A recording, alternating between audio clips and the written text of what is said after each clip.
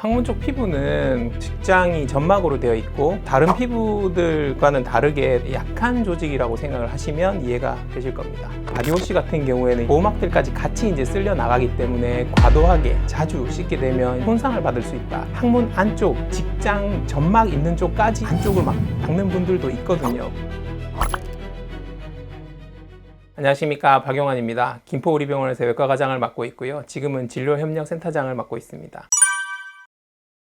사실 항문은 변이 나오는 곳이고 분비물이 많이 나오는 곳이고 깨끗하게 처리가 잘 돼 있고 건조하면 참 좋겠지만, 항문 쪽 피부는 직장이 점막으로 되어 있고 그 다음에 피부로 이행되는 부위이기 때문에 다른 피부들과는 다르게 또 환경 자체가 습하고 되게 약한 조직이라고 생각을 하시면 이해가 되실 겁니다. 보통 이게 잔변감이 있거나 흘러나오는 진물 같은 것들이 있는데 그게 계속 습한 상태로 있으면 그런 부분은 좋지는 않습니다.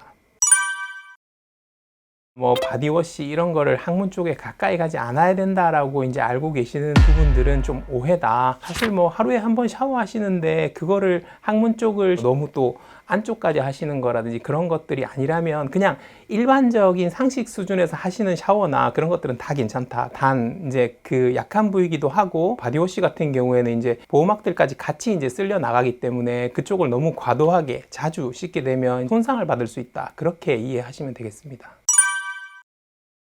일반적으로 비누를 사용하시는 것 자체가 문제를 일으키진 않고요. 말 그대로 그 부위를 너무 안쪽까지 너무 자주 외부적으로 물리적인 자극을 받는다거나 그러면 그 피부들이 손상을 받으니까 미세하게 찢어진다든지 그러면서 진물이 난다든지 출혈이 있을 수도 있고 보호막 자체가 탈락이 되면서 피부 손상이 오는 거죠. 비누를 사용할 때 그냥 가볍게 비누칠을 하시고 그쪽을 가볍게 물로 씻어주는 정도는 사실 크게 문제가 되진 않고요. 과하게 닦는다든지 아니면 항문 안쪽 직장 점막 있는 쪽까지 이렇게 그 안쪽을 닦는 분들도 있거든요. 그런 분들은 문제가 되겠죠. 이미 항문 쪽에 손상을 받아서 가렵거나 아니면 진물이 흘러나오는 상처가 있다거나 그런 때는 그런 것들은 좀 조심하셔야겠죠. 그러지 않는다면 일상적인 생활을 하시면서 청결하게 해주시고 그 다음에 항문 쪽을 좀 건조하게 해주시고 이런 것만으로도 충분히 좋다고 생각합니다. 일단 항문 소양증이 발생을 하게 되면 두 가지 원인 때문에 그렇게 되는데요. 하나는 습한 부위가 짓물러서 생기거나 피부가 탈락이 되는 과정에 보호막이 손상받은 상태다라고 알고 계시면 될 것 같고요. 그런 분들은 비누 사용이라든지 그런 것들을 안 하시는 게 좋습니다. 그냥 물로 닦아내고 건조하게 해주고, 일단 제일 중요한 거는 2차 손상을 막기 위해서 긁는다든지 문지른다든지 이런 것들은 피해야 된다라고 알고 계시면 될 것 같습니다.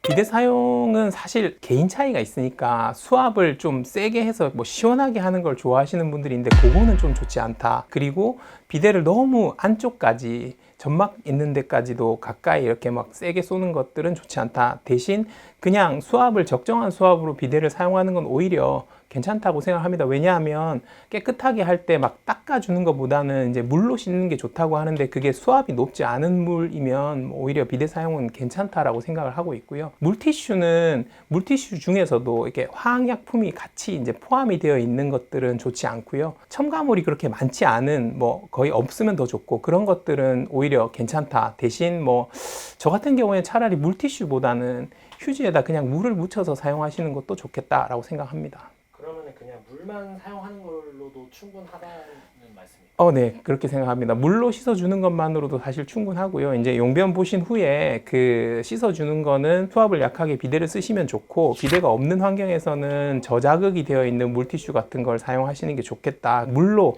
휴지 같은 거 부드러운 거에 묻혀서 그냥 톡톡 닦아주는 수준이면 좋겠다. 쓸거나 그렇게 해서 상처를 주지 않는 게 좋다라고 생각합니다. 이게 여성 청결제도 종류가 좀 많고 계면활성제 같은 게 들어가 있어서 피부 탈락을 더 심하게 한다든지 그런 종류들은 사용을 좀 안 하시는 게 좋을 것 같고요. 성분마다 좀 차이가 있고 과하게 자주 씻는 거는 문제가 될 것 같습니다. 일단 제모를 하는 과정에서 우리가 이제 면도를 하게 되면 얼굴에도 상처가 날 수 있고 사실 미세하게 손상이 온다고 하잖아요. 그래서 뭐 면도기 같은 거 할 때도 피부 손상이 적은 뭐 이런 거를 하는데 그 부위는 특히나 얼굴이나 이런 부위보다 훨씬 더 약한 부위고 하기 때문에 제모는 그렇게 썩 좋은 거는 아닙니다. 권유되는 사항은 아니고요. 왁싱 뭐 이런 거는 이제 제품을 이용해서 사용하는 그런 것들도 역시 마찬가지로 분비물들이라든지 이런 보호망을 작용을 막을 수 있기 때문에 권고되지 않습니다. 사실 췌장암 발견하기가 되게 어렵고 증상도 사실 거의 없는 경우가 많고 약간 좌변기에 기름을 좀 떨어뜨린 것 같은 느낌이 있을 겁니다. 안녕하십니까, 박용환입니다. 김포우리병원에서 외과과장을 맡고 있고요. 지금은 진료협력센터장을 맡고 있습니다. 췌장암 때 나올 수 있는 변 중에서 가장 특징적인 게 지방변이라고 하거든요. 설사와 좀 다르게 지방변이라고 하면 우리가 이제 용변기 같은 데 하면 그냥 기름을 부어 놓은 것처럼 변 위에 기름 같은 것들이 뜬다라고 이제 알고 계시면 되고요. 그 췌장염이나 이런 뭐 췌장에 문제가 생겼을 때 췌장 기능이 떨어지게 되면 췌장이 대부분 이제 지방을 분해하는 효소를 만드는 곳이다 보니까 췌장 쪽 질환이 있을 때 특히나 뭐 췌장염이 아니라 췌장암 같은 경우는 보통 증상이 별로 없는 경우가 많은데 췌장 기능이 떨어져 있으면 지방변이 먼저 나타날 수도 있으니까 뭐 그런 알 수 있는 신호라고 생각할 수는 있습니다. 직관적이라고 표현을 하기는 좀 그렇고 그냥 지방변을 보고 나면 약간 그 좌변기에 기름을 좀 떨어뜨린 것 같은 느낌에 그냥 둥 떠 있는 기름들이 둥둥 떠 있는 느낌이 있을 겁니다. 그거를 이제 뭐 실제적으로 이렇게 보시면 좀 많이 이상하다라고 느낄 수 있는 기름 같은 게 떠 있으면 일반적으로 대변을 볼 때 기름이 떠 있진 않잖아요. 그래서 그건 아마 보시면 바로 아실 수 있을 겁니다. 색깔, 냄새 이런 거는 사실 그런 거보다 그냥 떠 있는 것 자체가 기름이 좀 떠 있다라는 게 거의 직관적으로 알 수 있는 신호가 아닐까 싶습니다. 그 음식물이나 몸 상태에 따라서 뭐 변의 그런 부분이라든지 냄새라든지 이런 것들은 다를 수가 있기 때문에 근데 이제 딱 봐도 지방이 좀 떠 있다, 물 위에 떠 있다, 뭐 그러면 알 수 있겠죠. 옛날 변기를 사용한다면 모를 수도 있겠지만 뭐 지금 이제 좌변기 같은데 물이 있으니까 기름 떠 있는 것들이 확인이 되면 지방변이다라고 아시면 될 것 같아요. 사실 췌장암 발견하기가 되게 어렵고 증상도 사실 거의 없는 경우가 많고 췌장암은 근데 뭐 두부에 있느냐 아니면 이제 뭐 최부에 있느냐 미부에 있느냐에 따라서도 증상도 많이 다르고 증상도 되게 모호하기 때문에 사실 증상이나 아니면 뭐 대변이라는 이런 신호만 보고 알 수 있는 거는 좀 어렵다. 그래서 사실은 요즘 뭐 건강검진이 워낙 발달이 되어 있고 뭐 복부 초음파라든지 CT를 통해서 확인을 해보는 게 사실은 제일 좋겠다. 어떤 뭐 예를 들어서 체중 변화가 있다든지 뭐 6개월 이내에 자기 체중의 5% 이상의 뭐 체중 감소가 있다든지 아니면 말씀하신 지방변이라든지 뭐 황달이 보인다든지 등 통증이나 뭐 상복부 불편감 뭐 이런 모호한 증상이라고 하더라도 지속되면 검사를 받아보시는 게 제일 좋겠다라고 생각합니다. 사실 골든타임이라고 말할 수가 없는 게 췌장암은 발견이 늦어지면 치료하기가 상당히 힘든 거고요. 일단 여러 가지 모호한 증상들로만 나타나는 거기 때문에 증상이 있다. 사실 증상이 없어도 건강검진을 하시는 게 좋겠다. 골든타임이라고 말하기는 어렵다. 몸에 이상 신호가 보일 때 검사를 받아보는 게 좋겠다라고 생각을 합니다. 아까 이제 말씀드렸던 뭐 여러 가지 증상들이 좀 걱정이 되신다고 하면 검사를 받아보는 게 좋겠다라고 생각합니다. 전쟁 중에 자국에 있는 실력 있는 외과 의사가 수술을 원격으로 할 수 있는 거를 연구하다 보니까 로봇이 이제 발견을 하게 됐고 수술은 사람이 하는 거고 실제로 로봇을 이용해서 하는 수술이지 로봇이 하는 수술이 아니라고 생각을 해주시면 될 것 같고요. 제일 좋은 장점은 확대 영상이라는 거죠. 손떨림 보정이라든지 움직임이라는 이런 것들이 정밀하고 세밀하다라는 일반적인 복강경으로 수술하는 거에 비해서 차이가 나는 걸로 저는 알고 있습니다.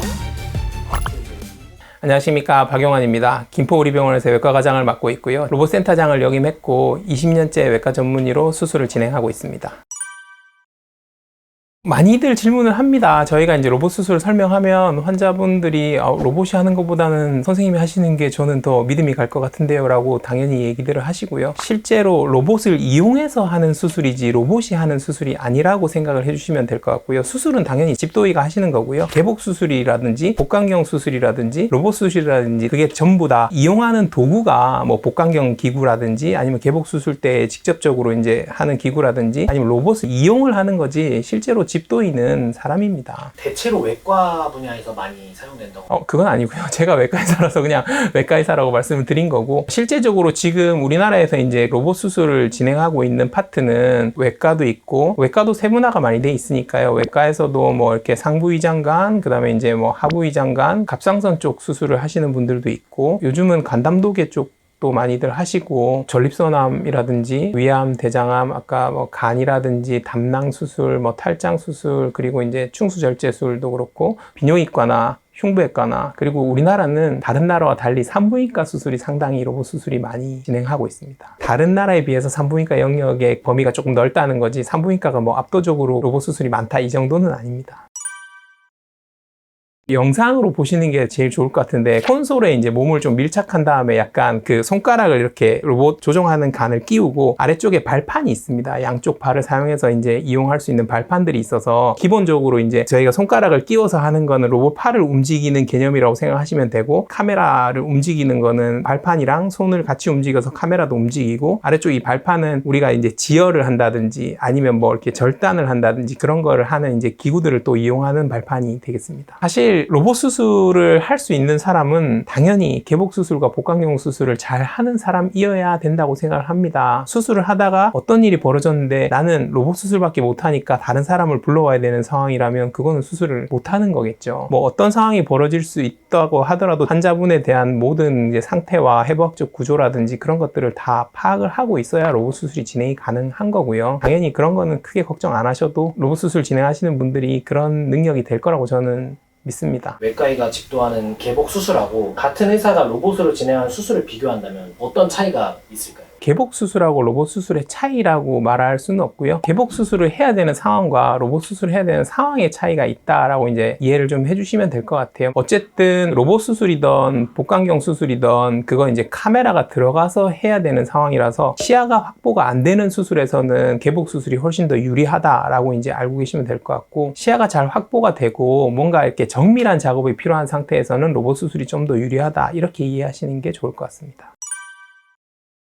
전쟁 중에 자국에 있는 실력 있는 외과 의사가 그 수술을 원격으로 할 수 있는 거를 연구하다 보니까 로봇이 이제 발견을 하게 됐고, 실제적으로 원격 수술을 뭐 진행하는 경우도 있다고는 하는데 아직 시험 단계인 거고요. 로봇 수술은 여러 가지 이제 수술 장점 중에서도 제일 좋은 장점은 확대 영상이라는 거죠. 손떨림 보정이라든지 움직임이라는 이런 것들이 되게 정밀하고 세밀하다라는 걸 이제 알고 계시면 될 것 같아요. 그게 로봇의 제일 큰 장점이다. 넓은 시야가 필요한 수술에서는 조금 단점이 될 수 있겠죠. 예를 들어서 뭐 외상 같은 경우에 여러 장기를 수술을 해야 되는 상황이다라고 하면 그건 로봇으로 하기에는 좀 어렵다라고 이제 생각을 하시면 될 것 같고요. 로봇이 확대돼서 보이는 반면에 전체적인 그런 수술 관점을 보거나 뷰를 보는 거는 좀 어렵기 때문에 그거는 좀 단점이라고 생각하시면 될 것 같습니다. 아주 일부에서 보험 적용을 받을 수 있는 걸로는 알고 있지만 거의 대부분은 보험 적용을 못 받는 걸로 알고 있고요. 병원마다 사실 비용은 엄청 차이가 많이 납니다. 그리고 수술 종류에 따라서도 차이가 많이 나고 상당히 부담스러운 가격인 건 맞습니다. 아직까지는 비용적인 부분이나 그런 건 당연히 단점으로 작용을 하겠죠. 같은 가격이라면 로봇이 좋겠지만 가격 차이는 많이 나기 때문에 그거는 좀 고민해 보셔야 되는 부분이 아닐까라고 생각합니다. 일반적인 복강경으로 수술하는 거에 비해서 보통 한 3배 정도는 차이가 병원마다 나는 걸로 저는 알고 있습니다. 기계이기 때문에 이게 오작동하거나 로봇팔로 제어하기 힘든 돌발 상황이 발생하면 어떻게? 그런 위험성을 안고 있는 거라면 당연히 수술을 허가를 안 해줬을 겁니다. 어떤 응급 상황이 생기거나 로봇이 작동을 못하게 되는 상황에서는 로봇을 이제 수동으로 제어할 수 있는 걸로 바꿀 수가 있고, 로봇은 이제 정지를 시켜놓은 상태에서 로봇을 빼고 개복 수술이나 복강경 수술로 전환이 가능하고요. 아까 말씀드린 대로 뭐 수술 중간에 응급 상황이 생겨서 전환을 해야 되는 상황에서는 바로 중단하고 진행할 수 있습니다.